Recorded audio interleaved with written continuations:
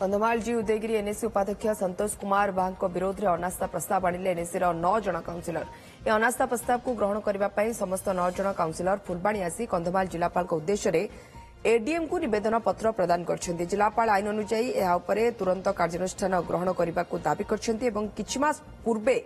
तत्कालीन एनएसी अध्यक्ष अकाल वियोग होता उपाध्यक्ष संतोष कुमार बाघ दायित्व में रही से समय से मनमुखी कार्य करने सहित विभिन्न वार्ड को पातरअंतर कर विभिन्न दुर्नीति करथिबा अभियोग आनिछंती। मोट 13 वार्ड रु 9 जन काउंसिलर अनास्था प्रस्ताव आनिछंती। एनएसी मोट 13 वार्ड रे 9 जन बीजेडी काउंसिलर थिबा बेले 3 जन बीजेपी और जड़े कांग्रेस सदस्य अछंती। उपाध्यक्ष विरोध में अनास्था प्रस्ताव आनिथिबा 9 जन वार्ड मेंबर को मध्य अछंती 5 जन बीजेडी 3 जन बीजेपी और जड़े कांग्रेस काउंसिलर। तेबे एने उपाध्यक्ष संतोष कुमार बाघ को प्रतिक्रिया मिल पार एनएसी भाइस चेयरमैन एवं से एग्जीक्यूटिव अफिसर मिसी जो दुर्नीति सब कर विरुद्ध में आम स्वर उत्तोलन करूँ जिलापाल को लेखिकी देइथिलु।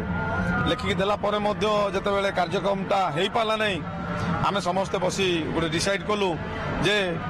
याकू अनस्था करवाटा ही मुख्य लास्ट शेष अस्त्र जोटा कि आम सही पालु ना कि कही पालु ना आम आशा रही आम जो 9 जन आज एकजुट हो विरोध जो अनास्था आनीचु आगामी दिन मान निश्चिंत भाव माने फलप्रद हबु आउ जो आम 2.5 वर्ष 2 वर्ष रही निश्चिंत भाव उदयगिरी डेवलपमेंट आम कर